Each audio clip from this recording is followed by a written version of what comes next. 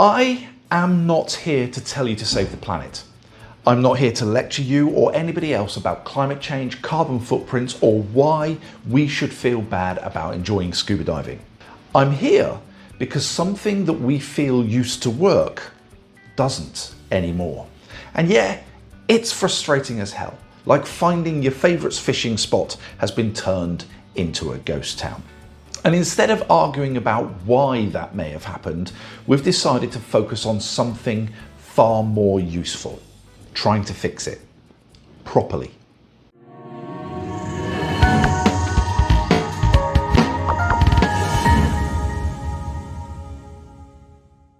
If you've been diving for any length of time, 20, 30 years, you already know this.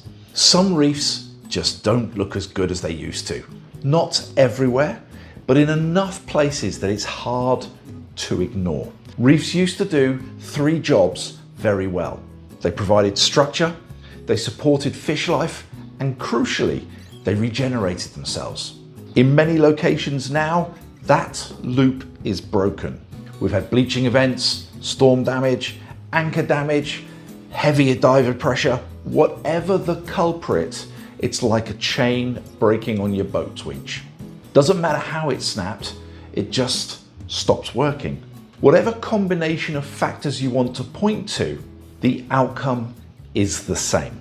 You end up with rubble fields, low complexity, slow or zero recovery, and when a system fails repeatedly, at some point we have to stop arguing about the weather and you have to redesign the system.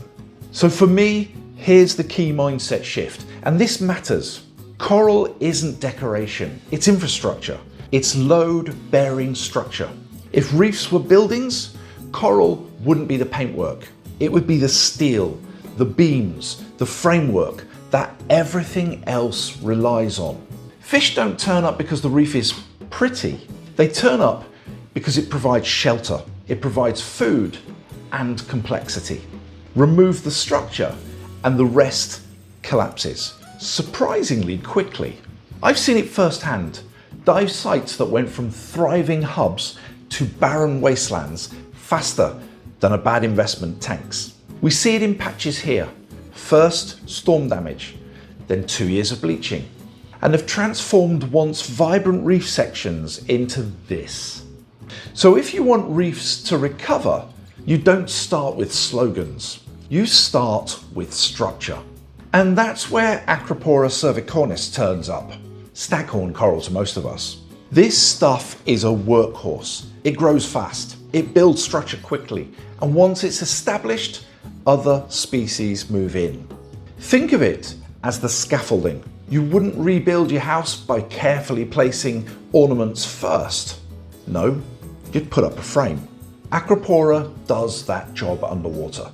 It's like the rebar in your concrete. It's tough, it's reliable, and it gets the job done without fanfare. And here in Darwin, it's particularly well suited to the conditions we have and means that repairing those damaged areas is not the monumental task it might be in other locations. Now this is where, for me, it gets interesting, because this isn't about wishful thinking, this is about engineering. What we're building are coral trees. They're vertical propagation structures designed to do a few very specific things very well. First, they maximize light exposure. Second, they keep the coral off the seabed and away from the sediment and any parasites that might be there. Third, they're modular, scalable, and most importantly, repairable. In other words, if one fails, the whole system doesn't collapse. We use PVC piping for the tree structure, cheap, durable, non-toxic, wired with monofiber line for strength. On the trees, we space coral fragments every 10 to 8 inches or so to mimic natural branching. We select healthy Acropora fragments, not stressed, not damaged, and we attach them with fishing line to the trees in a way that allows natural 3-dimensional growth patterns. Some of these thrive, some of them don't, and that's fine. I've had builds in the Caribbean where half the fragments flop. What it does is it teaches you quick what not to repeat, like over-tightening or ignoring current flow.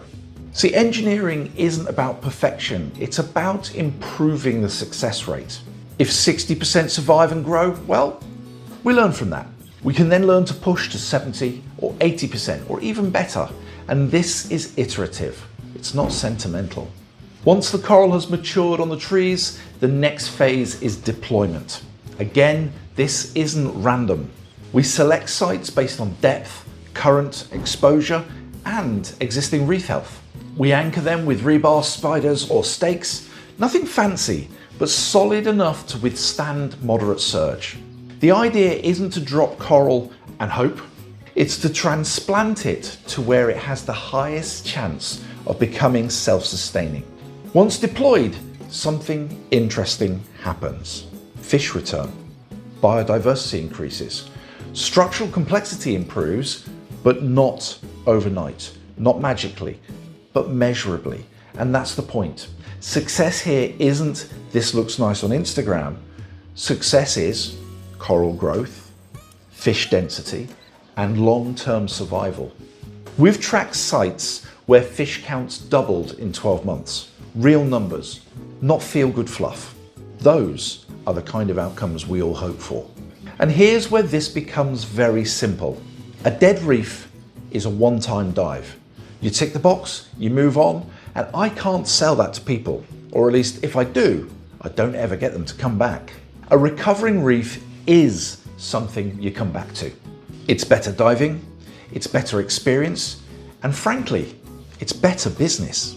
Imagine handing down a prime dive spot to your kids or your grandkids. Not some washed out memory, but a thriving, living asset. If you run a dive operation, healthy reefs aren't a moral position, they're an asset.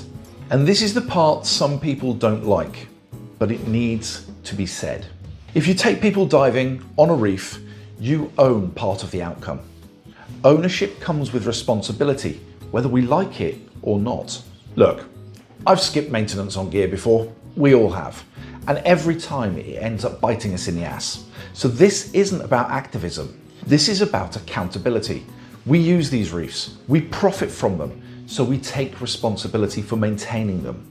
Not with slogans, not with guilt, but with practical, measurable action.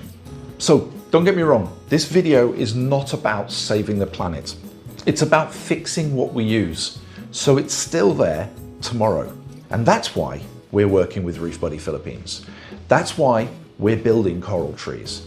And that's why we're treating reef regeneration like the engineering problem it actually is. If you want to see how this progresses, stick around.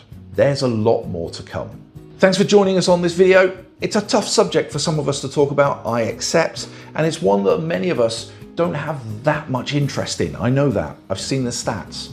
But thank you very much for joining me. Thanks for watching to the end. Subscribe if you enjoy the content. Smash down on the like button, of course. But most importantly, stay diving, guys. See you soon.